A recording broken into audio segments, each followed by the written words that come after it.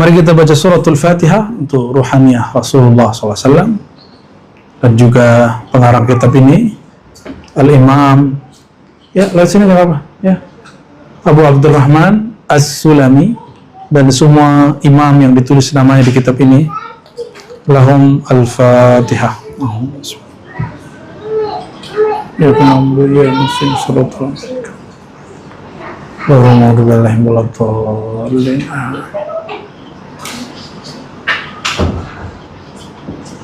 Kataba ila Sufyan Ats-Tsauri. Imam Ibrahim bin Adham menulis kepada Sufyan Ats-Tsauri, man arafa ma yatlub hana alaihi ma yabzul. Orang yang sudah mengerti visinya apa, tujuannya apa, maka dia tidak keberatan untuk membayar apapun pengorbanannya untuk sampai ke sana. Tujuan kita apa? Ilahi antamak sudi waridhaka. Tujuan kita hanya untuk Allah, maka untuk Allah apapun kita lakukan. Itu maksudnya. Tujuan kita untuk mengenal Rasulullah SAW, maka jauh pun jarak kita tempuh. Ya, ini jauh-jauh nih jarak nih. Ada yang dari mana. Itu kalau bukan karena tujuannya ingin mengenal Allah, mengenal Rasulullah, nggak mungkin datang. Ya, ini kabar gembira, berarti antum sudah mengamalkan yang dikalamkan oleh Imam Ibrahim bin Adham, imam sufi dari kalangan salafus saleh. Wa man atlaqa basarahu tala asafuh. Siapa yang terlalu melepas mata pandangan kepada orang lain, kepada nasib orang lain, tala asafuh, maka dia akan nestapa berkepanjangan. Paham maksud terjemahnya itu? Terjemahnya agak aneh soalnya. Tala panjang, asafuh, bukan asfi ya, ini pakai hamzah. Kalau asfi kan bil ain, zul asfi war, ini asafuh, sedihnya panjang. Dia akan nestapa sepanjang hidupnya. Ya, jadi kalau kerja jangan terlalu melihat ke atas. Nanti akan ngomel sendiri, saya yang kerja kok dia yang dapat. Kalimat itu masih muncul, ada orang ngaji di ribat tuh aneh. Ya, saya ngejar kok dia yang dapat. Saya rajin kok dia yang dipuji. Ya, itu orang kejar di kantor, di pabrik-pabrik. Ternyata di institusi juga sama, benar ya? Benar Syukri? Sama. Kita lihat ada satu institusi, kerjaannya agak mirip dengan institusi yang lain. Tapi yang kerja yang lain itu, yang dapat nama yang pertama, yang lain ini marah-marah. Padahal dananya sama-sama punya negara. Cuma karena namanya nggak disebut. Masalahnya apa? Berarti selama ini institusi ini kerja bukan untuk Allah, bukan ketuhanan yang Maha Esa. Ente pengen disebut. Jadi kapan kemudian pekerjaan kita tidak menjadi ibadah kalau kita kemudian berharap diperhatiin makhluk oleh penguasa, pimpinan dalam program-program kita? Ini hati-hati yang masih dinas, baik swasta ataupun yang negeri ya. Gak usah begitu. Sama, nulis buku, berdakwah, ya, itu juga sama. Jangan sampai kemudian kita ngomong ini, pembahasan dia mah aneh duluan. Itu kalau bukan karena dia nggak jadi. Ada kalimat-kalimat begitu, kalau bukan karena saya dia nggak jadi. Itu kalimat orang iri dengki. Nah itu jangan sampai muncul kalimat begitu. Ya ta'ala asufuh, maka orang ini akan nestapa sepanjang hidupnya. Panjang nestapanya. Jadi jangan ngomong aneh-aneh ya. Kok saya begini, kok saya begitu. Itu rukun ke-6, rukun iman, itu masih bermasalah tuh. Berarti imannya belum beres. Kok dia oke, kok hidupnya lancar-lancar aja, kok saya tidak. Dia nggak tahu perjuangan orang. Ya, ada yang masih ngomong gitu nggak? Ya karena ini belum dapat jodoh misalnya ini ya. Kok dia dapat jodoh, kok aku belum? Terus urusannya apa? Emang kita siapanya Allah sehingga kita boleh protes ke Allah begitu? Ya, nggak boleh protes-protes begitu ke Allah. Biasa aja. Ya, banyak kok yang cakep nggak dapat jodoh. Bajongnya yang jelek langsung nikah. Oh saya kaya dulu, banyak kok orang miskin udah punya anak 3, udah mateng, kematengan, udah gak mau nikah lagi. Banyak juga tuh. Jadi urusannya nggak ada urusan dengan dia mateng, dia kaya, dia cakep, karena itu masalah Allah ngaturinnya apa. Ya, kalau Ustadz lain lagi. Ya, kalau Ustadz tuh pengen punya jamaah banyak, pengen viral. Ya, saya yang pinter kok dia yang viral. Nih, itu ada yang ngomong begitu kan? Saya ngajar dia, saya nggak viral kok dia viral. Kalimat-kalimat begitu, itu pertanda dia nggak beriman billahi al-qadir al-muqtadir. Nah, hati-hati kalimat itu yang akan muncul. Ya, dia itu dulu bodoh, sekarang udah terkenal nggak nyapa-nyapaan nih. Ya, emang urusannya apa nyapa? Justru karena dia terkenal, nggak sempat nyapa ente. Ente nyapa dia, gitu dong harusnya. Dia terkenal, dia belum terkenal. Ya, semenjak kaya ini jadi pejabat ini udah nggak lupa sama kita. Itu orang baper. Hidup ini kalau mau bahagia jangan baper. Ya, wa man atlaqa basaruhu tala asafu. Kalau terlalu lama memandang orang, memandang nasib orang, jabatan orang, jalan hidup orang, kita nestapanya panjang, sedihnya panjang. Nah, mau bahagia, jangan terlalu banyak lihat orang. Wa fi anfusikum afala tubsirun, pandang dirimu. Bukankah banyak sekali nikmat hari ini? Ya, jangan dikira nikah itu enak loh. Nikah tuh enak malam pertama. Malam kedua sudah mulai berat, besok masak, besok mulai menafkahi. Kalau punya anak mulai ada tanggungan, ya Masya Allah. Betul nggak? Emang cinta-cintaan doang enak. Nggak begitu, hidup itu jalani aja. Sendiri bahagia, berdua bahagia, bertiga bahagia, rame-rame bahagia. Orang yang hidupnya bersama hayatnya Allah, mau sendiri mau rame, dia tetap bersama Allah. Dia mau sendiri mau ramai tetap bersama Allah, ya. Jangan ngeluh-ngeluh begitu. Udah ngaji tasawuf masih ngeluh-ngeluh. Apalagi kata beliau, wa man atlaqa amalahu sa'amalu. Siapa yang terlalu melepas angan-angannya, jadi terlalu panjang angan-angan. Nah, ini hati-hati, training hari ini isinya membuat orang berangan-angan. Bayangkan di depanmu ada mobil. Wah, belum punya mobil nih. Nyesek lah kalau lihat orang punya mobil. Bayangkan di depanmu ada dolar, ya salam. Gak begitu cara didik orang. Ya, pangkas cinta dia kepada dunia. Karena dunia itu dikejar, dia lari. Dunia itu mirip-mirip kayak orang jual mahal. Cewek jual mahal, cowok sok keren gitu. Cewek sok cantik, cowok sok tampan. Itu coba tahan dikit dari dia. Oh, dia kejar kita loh. Dia ngejar kita loh. Dunia itu lebih feminim dari itu. Maka sebaik-baik perhiasan dunia itu mar'atun sholihah. Sholihah itu maknanya cocok. Perempuan yang cocok karakter zahir batinnya sama kita. Itu disebut sholihah. Ya, semoga yang sudah dapat pasangan itu ada proses menuju kecocokan itu. Amin ya rabbal alamin. Yang belum, ya berarti Allah lagi nunggu yang solehnya. Soleh itu bukan banyak sholat. Kalau dia banyak sholat, banyak zakat, dia banyak sholat, banyak zikir, nggak mau kerja gimana yo? Jadi beban nanti ya. Tapi dia mau sholat, mau kerja. Itu namanya soleh. Ya, kerjanya mesti keren, ya mesti ada kerjaan. Rezeki itu kan yang penting asbab aja. Banyak kok orang kerjanya dikit, duitnya banyak. Banyak juga orang yang kerjanya banyak, duitnya dikit. Berangkat pagi, pulang sore, nggak kaya-kaya. 10 tahun, malah tambah banyak utang.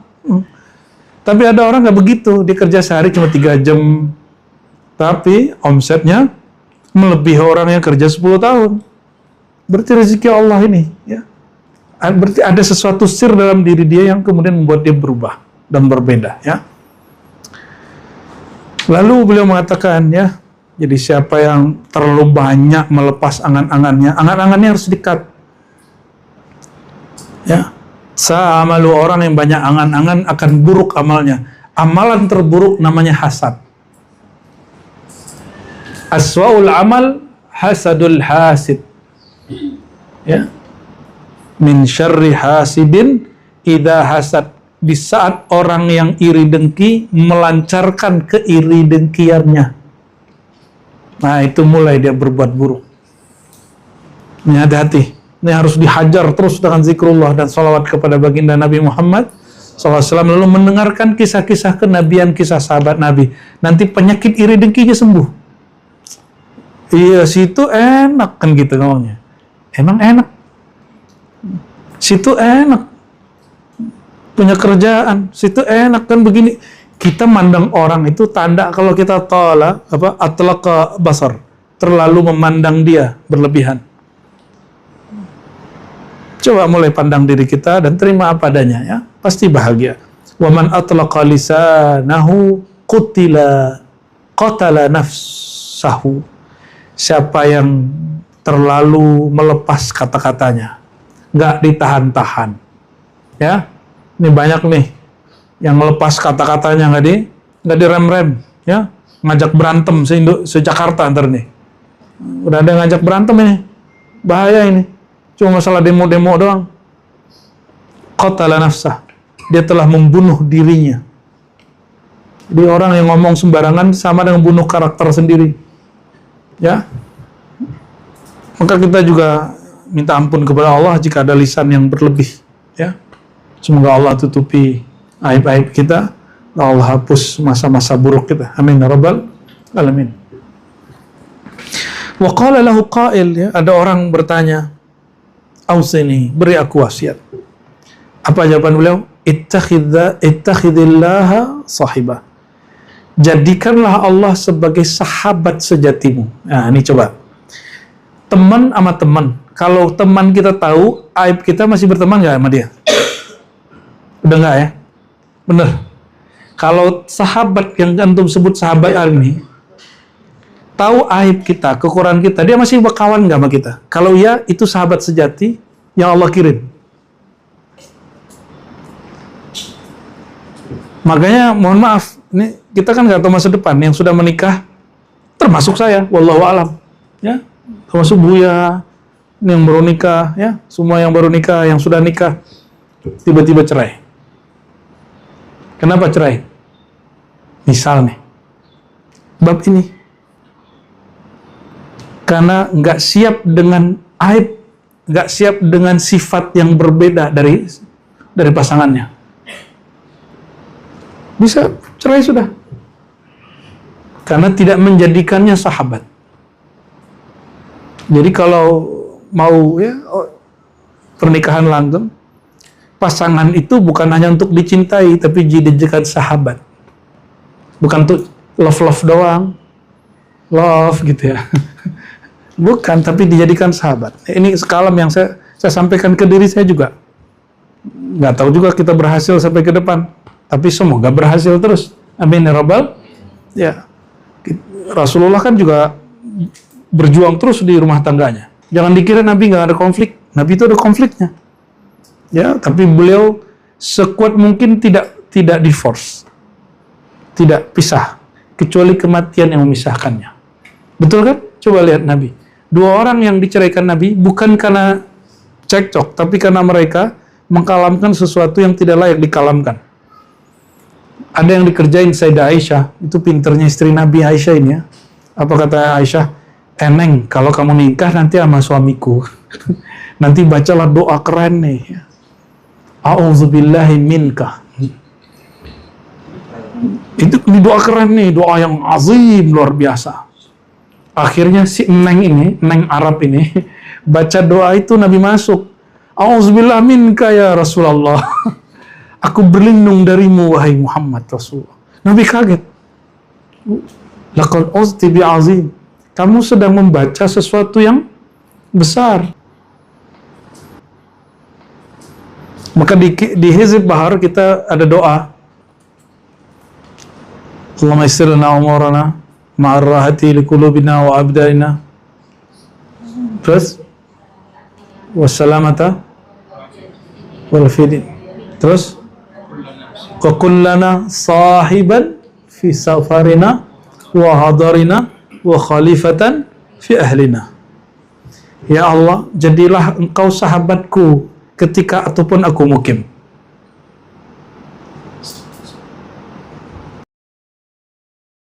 Kalau ingin kenal baik buruk orang, ajak dia safar, ikuti dia safar. Nanti kelihatan tuh buruknya. Bukan ngoroknya, ngorok mah biasa aja, nggak perlu safar.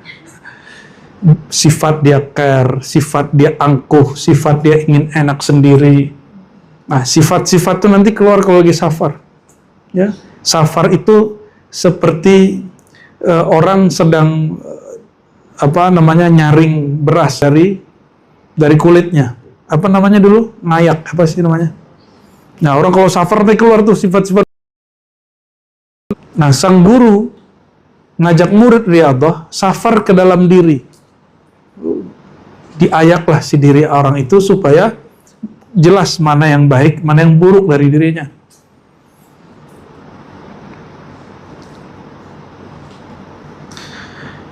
Yang tahu kita ini baik buruk tapi tidak pernah meninggalkan kita siapa? Ya Allah. Jadi jangan kecewa kalau ada. Makanya Hizib Bahar ini kalau dihayati, orang cukup curhat kepada Allah Subhanahu Ta'ala. Maka curhatlah dalam tahajud. Bis tahajud, ya, sujud, sebut keluhannya apa. Sebut aja ke Allah. Allah kan maha mendengar. Allah itu lebih dekat daripada kita kepada kita sendiri gitu. Punya diri nggak? Allah itu lebih dekat kepada kita dari kita merasa dekat ke diri sendiri. Maka disebut di Quran, Allah itu memisah yahulu bainal mar'i wa nafsi. Allah memberi hail pemisah antara seseorang, antara jiwa seseorang dan dirinya. Nah, itu dahsyatnya itu. Jadi kita sendiri dikasih, masih ada hijab antara diri kita dan zahir kita ini. Belum terbiasa cium bau gaharu ya. Ya.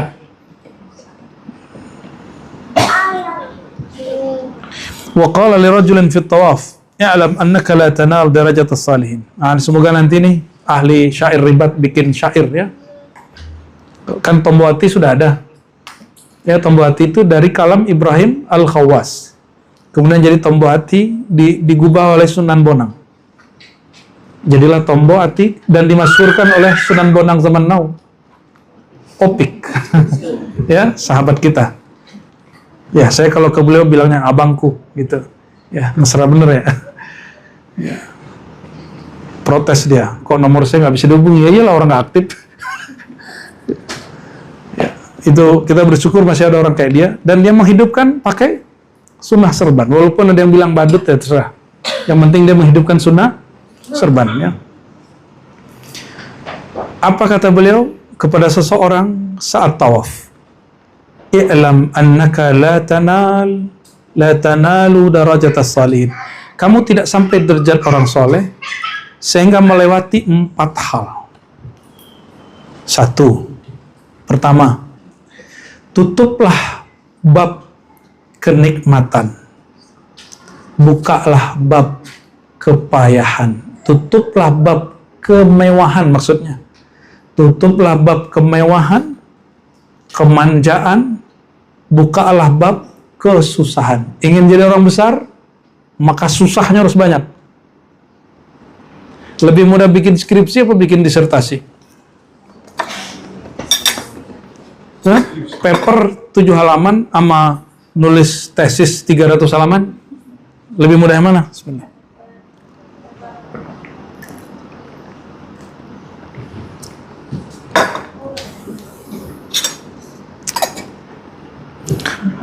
Makanya nasib orang yang bersusah payah beda dengan orang yang nasibnya, mohon maaf nih, yang kita kan banyakan antum kan benci rasis, benci sama Cina, tapi kan nggak lihat apa yang dibuat orang Cina. Orang Cina di Indonesia ini kenapa mereka kaya? Karena mereka dibenci, akhirnya nggak bisa jadi PNS, ya kan? Betul nggak? Nggak bisa jadi tentara. Bisa, cuma sulit masuknya. Lu Cina kan gitu, zaman Orde Baru. Kan zaman Orde Baru itu zaman orang-orang China itu disingkirkan. Akhirnya mereka masuk ke, mereka nggak pernah mendapati kemewahan jadi PNS. Gaji tiap bulan nggak pernah. Terus gimana? Mereka potong kompas. Karena hidup ini susah, Mereka berdagang itu susah apa mudah? Coba modal dagang itu besar apa kecil? Kalau kenapa tidak banyak orang jadi pengusaha? Karena banyak orang takut sebelum mencoba, benar kan? Sama antum takut masuk tarekat karena takut gila, padahal belum mencoba. Padahal nggak ada orang gila masuk tarekat, yang ada itu orang gila masukin tarekat tambah gila. Sama orang gila masuk kuliah tambah gila nggak? Itu salah ke tempat kuliahnya atau dia yang salah? Jadi sepengetahuan saya orang gila masuk tarekat itu nggak ada karena ketarekotannya, tapi emang dianya gila masukin tarekat. Ini sudah berapa nih kita punya kenalan? Aneh kenal sama orang gila itu. Kan ada yang teman kecil kita juga 1-2, ya, yang kemudian disebut gila, tapi menurut saya bukan gila juga, mungkin stres. Karena stres, tuntutan hidup, dituntut sama keluarganya lebih. Dia lihat orang kok bisa begini, kok dia enggak, akhirnya otaknya kebentur. Nih hati-hati, ya. Stres itu awal kegilaan. Bertorikoh itu obat stres, mungkin nggak gila. Jadi yang bilang masuk torikoh gila itu setan, bener ya? Setan bener itu. Senang bener nyebut gitu, Bu ya. Oke, jadi gimana caranya? Ingin mendapat derajat solihin, satu apa? Tutup bab kemewahan. Tidur-tiduran, nikmat, asik kan? Tidur-tiduran tuh asik. Kalau ingin udah jadi orang soleh, kurangin tidurnya, baca Quran, zikir. Ya, tadabbur Quran, tafakkur alam. Ya, lalu apa? Masuk ke dalam diri. Wa fi anfusikum an-nazar ila dakhil nafs, memandang ke dalam diri. Ru'yatus salihin, maka disebut ya, idza ru'u dzikrullah, pandanglah mereka.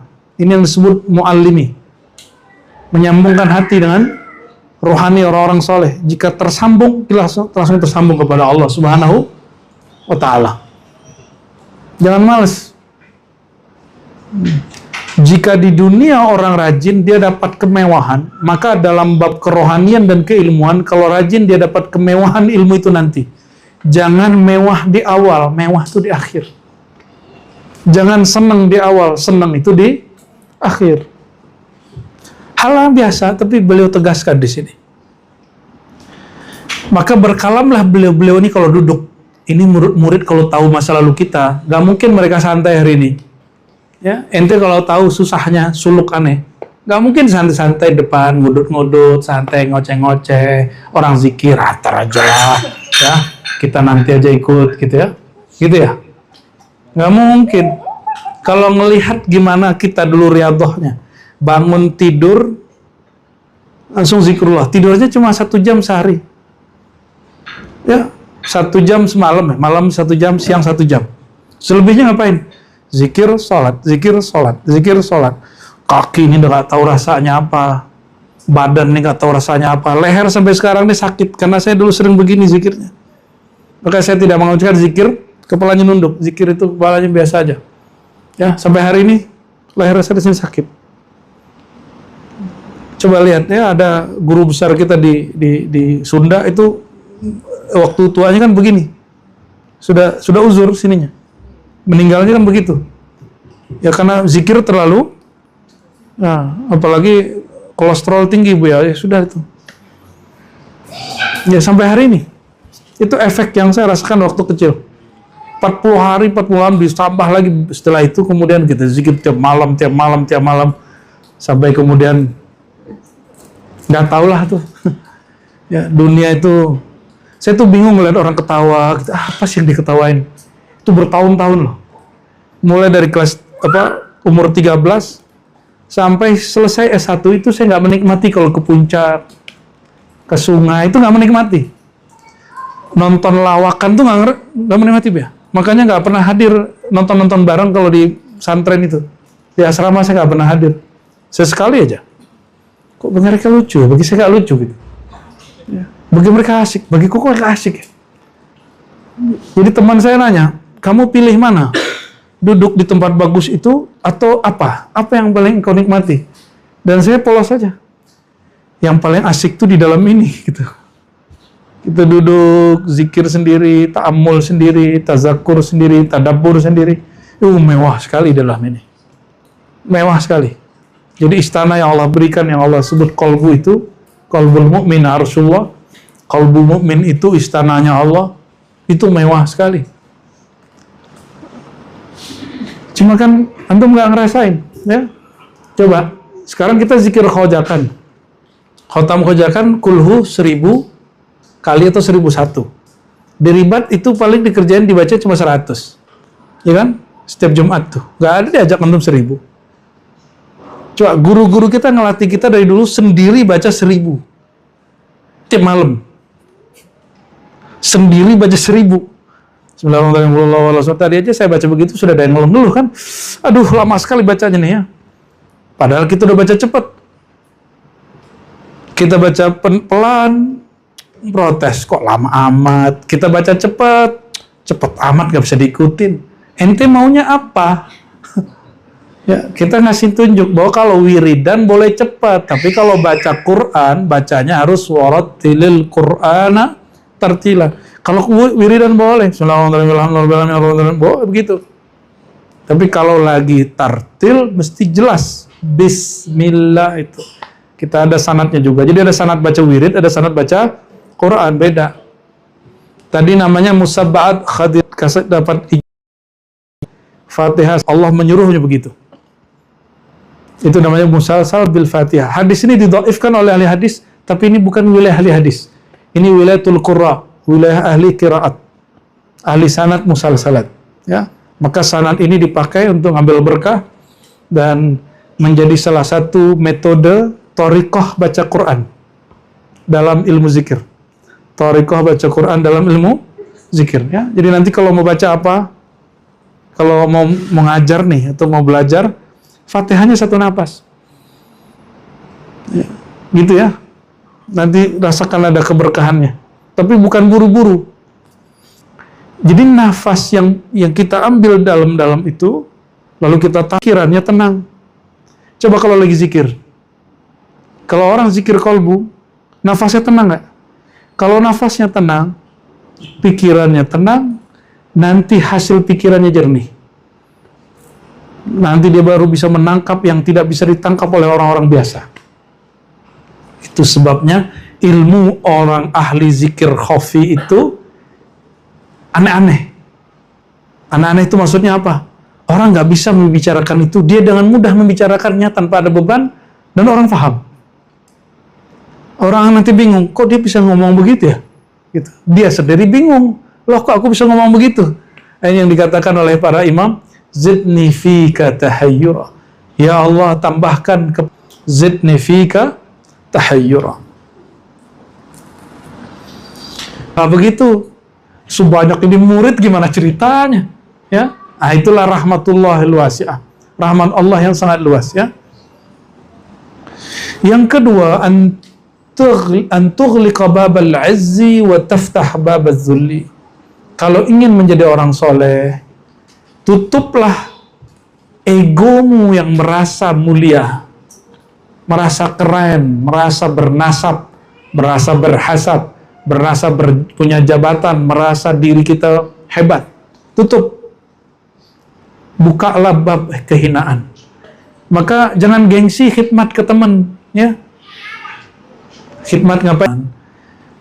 Masih gengsi khidmat kepada guru. Gimana nanti antum jumpa sama Rasulullah SAW? Loh itu kan Rasulullah. Ya Rasulullah itu punya pewaris, berlatih dulu dari sekarang. Ya, kalau nggak berlatih dari sekarang, saya nggak yakin antum bisa khidmat kepada Nabi Muhammad SAW. Apalagi, ya, guru itu nyuruh-nyuruh, benar nggak? Kalau orang merasa dirinya alim, nggak akan bisa ditalkin. Benar ya? Udah ngalamin kan ya kawan-kawan? Orang yang bawa keilmuannya santai, terlalu santai. Jangan terlalu memberi ruang santai untuk diri, untuk nafs. Ya, diri ini maunya tidur, nonton Netflix, nonton YouTube, ya kan? Nanti hasilnya aja Bu ya. Kami ini mati hasilnya Bu ya. Bu ya yang zikir, Bu yang baca, kami ini mati hasilnya. Gitu aja katanya Buya. Sama, ini dipakai untuk bab dunia bisa. Ini cocok nggak kalau dipakai bab dunia? Orang kalau gengsi dagang bisa jadi pedagang nggak dia? Maka orang-orang yang kaya itu dia memangkas kegengsiannya. Sama, kalau masuk ke bab ini, orang yang dia belum kaya tapi sudah menikmati hasil. Masih ingat first travel?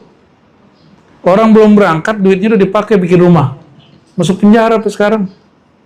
Ya, semoga dia sadar lah itu. Maka teman-teman kita mungkin sebentar lagi bikin travel juga nih. Bu Yasfi imamnya ntar diajarin sama Kayuli ya. Tapi kerjasamanya tetap sama Kayuli. Ini perhatiin, kalau antum punya usaha travel, umroh, jangan ambil duitnya 1 rupiah pun sampai orang berangkat. Sampai orang berangkat pulang dia baru boleh ambil. Ya. Begitu kita harus, ya, itu yang tughliq babar raha. Jangan macam-macam. Kita udah banyak punya kawan terjebak di situ. Matanya langsung hijau ngelihat padahal duitnya merah. Matanya hijau padahal duitnya merah.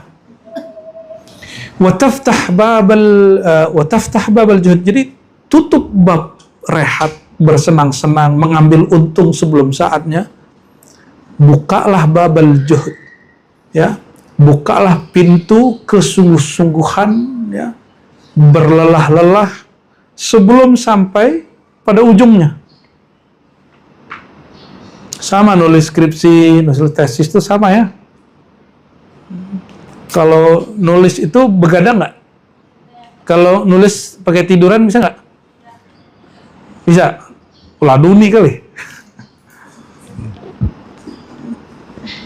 Warabi'ah yang keempat, ini pendek-pendek aja kita baca. Tughliq baban naum, tutuplah bab tidur.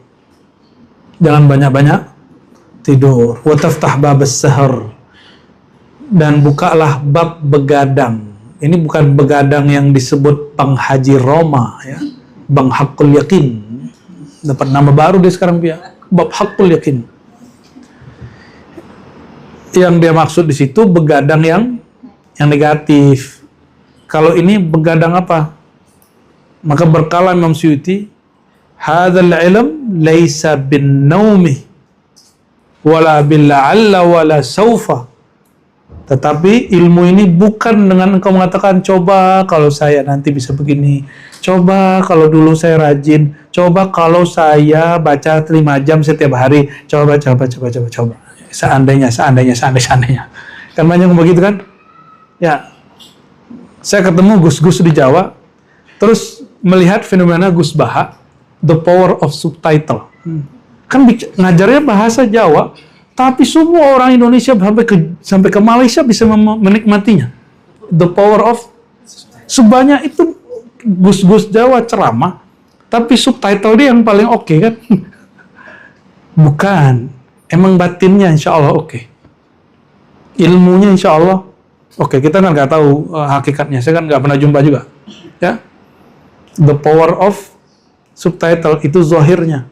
Nggak ada orang Allah masyhurkan dengan ilmu kecuali Allah ridho kepada ilmunya.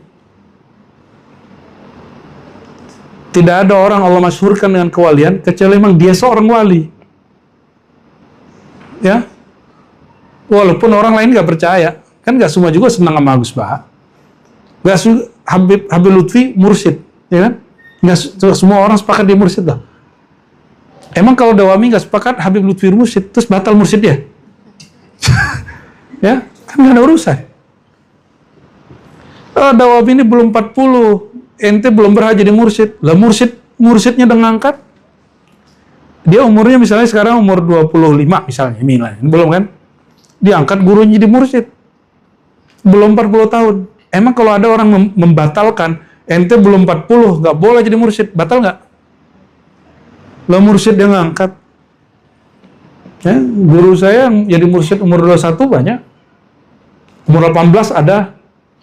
Umur 18, 19, 20, 21. Nih, orangnya masih hidup 2 orang. Udah meninggal 1 orang. Ya, masih ada yang 20 sekian gitu. Tapi kalau dua guru kita umur 27 dua-duanya. Ya, Abuya Masri, Abuya Rizwandi Datuk Sri. Itu punya tarekat dua, Naqsyabandiyah Samaniyah. Masih hidup orangnya. Umur 70-an, satunya mungkin udah 70 juga kali. Dapat ijazah sebelum 20 tahun. Jadi mursyid sebelum umur 20 tahun. Yang baru meninggal tahun lalu, Syekh Tuan Komodo Sawir, ya. Bukan Dawir lah ya. Dawir lain lagi ceritanya. Itu mimpin suluk dari umur 21, wafat umur 74. Berapa tahun dia mimpin suluk, dan setiap malam di luar suluk zikir 5.000 sekali duduk. Gimana? Terakhir ketemu dia marah-marah sama saya. Dia bilang, gara-gara ente nih saya nggak tidur 3 bulan. Loh, kenapa Bu ya? Gara-gara ceramah ente. Tiap malam orang minta talqin. Ampun, ya, habis itu dipeluk-peluk itu. Alhamdulillah hubungan kita dengan anaknya juga baik. Ya, alhamdulillah ya. Keluarga besarnya, surau-surau dekat situ. Ya, jadi nggak ada tuh mursyid Payakumbuh mengusir saya, nggak ada. Antum kalau ada tunjukin satu orang aja. Kalau kemursidan dia bener. Ya. Kecuali dia pernah jadi orang gila. Orang gila Bu ya, sholatnya wajib nggak? Kalau Buya mursyid terus Buya gila, mohon maaf, itu batal loh mursyidnya Bu ya. Batal kemursidannya. Nah, ada orang yang begitu ya, udah debat sama kita, nggak mengakui kebenaran. Ya kita kan nggak boleh maksakan kebenaran yang kita pahami ke orang, ya sudah. Laka malaka lana malana. Yang dia pahami ya sudah. Yang nggak baik itu apa? Menyebar fitnah dan adu domba. Saya heran kok ada mursyid ngadu domba orang. Itu heran. Terus main Facebook, menjelek-jelekin sesama mursyid. Nah itu kan lucu. Aneh itu, aneh. Ya. Menurutku sudah batal kemursidannya. Wal khamisah. Bayangin Bu ya, orang suluk dia main Facebook. Mursyid main Facebook, lagi mimpin murid main Facebook. Itu gimana ceritanya tuh? Murid dilarang main handphone. Dia main handphone. Sohe nggak tuh? Sama kayak ngelarang anak rokok, dia yang rokok depan anaknya. Wal khamisah, yang kelima, an tughliq babal ghina wa taftah babal faqr. Tutuplah bab sok merasa diri cukup dengan ilmu diri sendiri. Wa taftah babal faqr. Bukalah bab merasa butuh perhatian Allah, merasa butuh bimbingan guru. Ya, jangan merasa cukup. Ya, aneh baca kitab Ihya mah cukup. Baca apa? Ihkam cukup gitu ya. Emang begitu? Ulama kita mengkritisi loh orang-orang thariqah yang mengerti kepada pembaca kitab Ihya tapi tidak berthariqah. Itu dikritisi itu. Hasilnya emang nggak enak. Betul, guru saya pernah ngomong gini. Kalau orang alim faqih itu mau mengamalkan yang baca, dia nggak perlu punya mursyid. Tapi ada nggak orang begitu? Ternyata yang dimaksud banyak wirid, banyak zikir. Enggak. Ilmu yang paling penting itu anta alam annaka la ta'lam illa bi ilmillah. Ilmu yang paling tinggi itu ketika orang sadar bahwa dirinya tidak berilmu kecuali titipan saja dari Allah. Itu baru berilmu. Berarti orang itu nggak boleh merasa dirinya berilmu. Ya. Maka kita kalau dikritik orang, langsung kita switch off. Ya. Otak ini, oh saya bukan guru. Saya dikritik orang, terima aja. Cuma kalau dia menghina kajian-kajian kemarifatan, kita boleh jidal.